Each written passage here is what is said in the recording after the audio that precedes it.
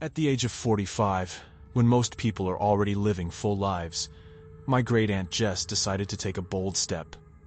She left her small town far away and moved to us, leaving behind the terrible secrecy and harassment of her countrymen. My mother, who was her closest relative, did not communicate with her much because of the distance.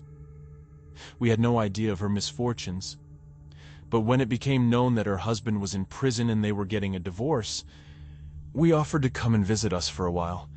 We did not learn the details of what had happened until after she arrived. Aunt Jess's story shook me to the core, and it left a permanent mark on me. Here is her story. With my husband Henry, I never imagined that such a quiet and withdrawn man could arrange something terrible in his life. Life with him was monotonous, because he always held back his feelings and words.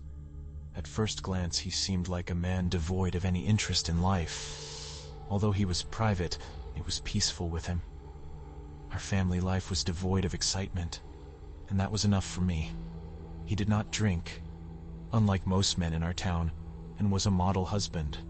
But it was still boring with him. There was no love, no affection, no care. Sometimes he seemed like a complete stranger to me. When he was fired from his job, Henry started a trucking business in the nearest town. Now I might not have seen him for months. But we had money. I was pleased that our financial situation was good. I wanted to have children, but Henry flatly refused, so we had no children. It was probably for the best, and the years flew by, and everything changed about a year ago when Henry left for work, and strange things started happening in our house. In the evening, as I was sitting alone, drinking tea and watching television, I saw some movement outside the window. Then there was a loud knock on the door. When I opened the door, I saw a girl standing on the threshold, almost alive. Her face was pale, her lips were blue. There were terrible bruises under her eyes, and her long dark hair was tangled and had bits of ice and snow in it. She stood on the doorstep in rags, shaking from the cold, and her legs were bare. I quickly brought her to a secluded corner of my house, carefully arranged her by the table, and filled her a cup of hot tea. Ever since I was a child, I've been like this. Any living thing I get pity on overshadows everything else in my world. By bringing this stranger into my home and offering her a seat at my table, I embodied something few would dare to do. But at the time, all I could think about was making sure the girl didn't die of frostbite. She sat there, her hands around the cup, but she didn't even try to empty it. She just sat there, shivering. "Baby, where are you from? What happened to you?" I asked. But the only answer was a look in her eyes that sent shivers down my spine. Her eyes were so empty, so dark. "Were you attacked? Were you robbed?" I continued to ask for information. I can't remember what else I said, but at one point she jumped up abruptly and shrieked in a deep masculine voice, "He'll pay for everything!" I was so shocked I almost fainted. I recoiled from her and huddled against the wall. Who on earth pushed me to invite her? Maybe she's some kind of mental patient. So what am I supposed to do now? But before I could think of anything, the girl was gone. Who would believe a story like that? She just disappeared right in front of my eyes. I don't know how long I stood against the wall, half paralyzed with fear, before I could collect my thoughts. That night, I drank more sedatives than I had ever drank in my entire life. I stayed up all night quietly reciting prayers. I swore to myself that I would never let anyone in my house again, but to my relief, nothing scary happened again. The scary thing had already happened, though, and that moment couldn't disappear from my mind without a trace. It's not something that happens every day. A week passed after that incident. I came home from work late, and too tired to do household chores, went straight to bed. A few hours passed, and I heard someone crying. It was hard to wake up. I was in a deep sleep. But finally I opened one eye and looked around the room. The crying continued. It was soft, but disturbing. In the corner of the room, illuminated by the moonlight, sat a young girl dressed only in her underwear. She clutched her knees with her hands and cried. I was paralyzed with fear. Lying there, in a stupor, trying to figure out if this was a dream or reality. When I realized it was reality, I began to think frantically. How could she be in my house? Could it be a tramp? Broke into the house while I was at work? I remembered that this had happened at the neighbor's house. Anyway, I thought about a million possibilities, and the girl just kept crying and crying. Finally, I decided to ask her who she was and how she ended up in my house. "Who are you?" I began quietly. The girl lifted her head, and I was terrified. Her face was black, as if sprinkled with ash or ink, and her eyes were as black as a moonless night. Without a word, she stood up and stretched out her arms toward me. When I looked closely, I noticed that her hands were covered with wounds and cuts, as if they had been mauled by wild beasts. "Who did this to you?" I asked, gasping with fear. The girl lowered her arms and then looked at me with her sinister eyes and said softly, "Help us." I jumped out of bed, turned on the light, and the corner was empty. Then I ran off to my neighbor's house for the night. I told them what had happened, but they didn't believe me. Maybe I wouldn't have believed it either if someone had told me such a seemingly silly story. But I couldn't live with my neighbors forever, so I had to go back home. Now every day something incomprehensible was happening. Frames with photos constantly fell down, handles fell off nightstands, things fell down. The pictures of me alone or with relatives were intact, but all the pictures of Henry and our wedding were destroyed. I was at a loss, not knowing what to do with it all. I began to think that maybe someone had cursed us, jealous of our well-being. I almost stopped sleeping. Almost every night I woke up feeling like someone was sitting on me and strangling me. I'd heard that house creatures do that, trying to warn the owner of the house about something. But not every night. The nightmares began to plague me. I saw girls in my dreams with scratched faces and hands, screaming, calling for help, grabbing me, and not wanting to let me go. I woke up in a cold sweat.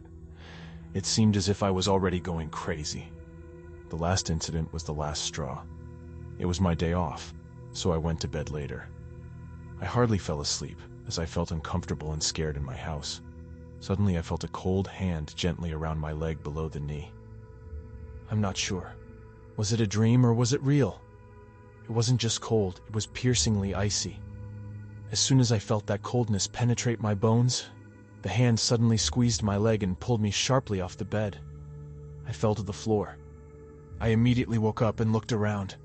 Darkness and silence. No one. I sat on the floor, realizing what had happened to me. I started to cry. I had never been so scared in my life.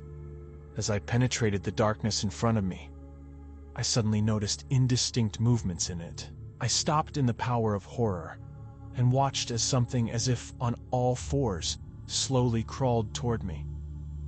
The darkness engulfed my surroundings. I could not distinguish what it was. I was about to turn on the light, but I couldn't even raise my hand. Not understanding why my ability to move was gone, I watched in horror as the dark creature approached. Already too close, I recognized it as a familiar girl. Her face was hidden behind dirty, long hair, and a disgusting smell emanated from her. Her unsteady movement on all fours foreshadowed an impending fall. The fear inside me caused a storm of feelings. Attempting to shout resulted only in silence, despite my mouth wide open. I felt as if I were staring my death in the face. "He is to blame. Help us," the dark figure said in a hoarse voice, and I passed out from the shock. I awoke at dawn, lying on the floor in the silence. The empty room. I jumped up from my seat, quickly threw on my clothes, and rushed to my neighbors. I explained everything to them as it was, and despite their doubts, they offered to let me stay with them until Henry arrived. What a relief! It would have been impossible for me to stay in my house another day, let alone overnight. But running away brought me no peace. Even at my neighbor's, I had nightmares and couldn't breathe properly at night. That awful month finally passed, but Henry never returned. We had agreed that we wouldn't call each other during his business trip because it was important to focus on the road, especially in the winter. So one of his colleagues died, he said. But as soon as the deadline expired, I started calling Henry. No one answered. I tried to contact him, but to no avail. I was desperate, not knowing what had happened. I decided that I would call his superiors as soon as I got their number. But I didn't get to that point. The police called me from the city to tell me that my husband had been arrested and was suspected of a series of brutal murders. I couldn't believe it. I thought it was some kind of misunderstanding. I dropped everything I was doing and rushed to my husband's aid. On the way, I had many thoughts. That my quiet husband had been framed, that the police had just found a scapegoat to blame for his horrible crimes, and more. As the police arrived at the station, I was handed the case file of Henry, my husband. As I flipped through the pages and listened intently to the story, I felt the world spinning around me. The revelations in those documents were unbearable. They surpassed my worst fears. It was unbelievable. Such horrors could not have been committed by man, let alone beasts. According to the investigation, Henry had been hunting his victims on the roads for the past few years. He chose young women who returned late at night or tried to hitchhike. He paid attention to girls with long black hair. It was as if they were part of his sick fetish. His truck was a place of their captivity. He drove them far away from crowded places, preferring a small forest on the outskirts of town. Once there, he would brutally drag the confused girls out of the cab, drag them by the hair deep into the woods, and there the real nightmare would begin. He abused them in terrible ways. He broke limbs, stabbed them, cut their faces, and, in addition, forced them to look at themselves in a large mirror so that they could see their mutilated appearance. This was his sick pleasure, which he enjoyed for hours. He killed his victims in the most horrific ways. A large stone he smashed their heads with, jumping with all his weight over their bodies, turning them into a human trampoline. Even one girl he chopped into pieces and buried all over the woods. The images of the victims were gruesome, and 3 of them I recognized. They were the girls who visited me at night in my nightmares. They were searched for a long time. They were considered missing. They were rotting in the woods, forgotten underground. And their loved ones didn't know their true fate. They still hoped and believed that their daughters would return home. I was shattered by the truth that was revealed. The knowledge that my Henry was capable of such a thing filled my soul with terror. I couldn't believe it. I yelled at the cops, fought with them, argued that my husband couldn't have done such a thing. He was quiet, calm, silent. How could it be? But the evidence was compelling. Henry had become overconfident in his untouchability and began to make mistakes. He left traces that led him into a trap. At the scene of one of the crimes, his cap with his employer's emblem was found. Fragments of his skin were found under the fingernails of the victims. These were just some of the many pieces of evidence that my quiet husband was a real maniac. I could not read all of this investigative material. I was scared and hurt. When I returned home, I was completely discouraged and shocked. It seemed as if my life had been cut short. How had I lost sight of the fact that there was not just a boring, quiet guy beside me all these years, but a real monster? How could this have happened? I drowned my pain in an ocean of tears. And then my face ended up on television and I became a local notorious celebrity. I never imagined that people who had been so nice and kind to me would turn against me, judging me for my husband's sins, mocking me, humiliating me.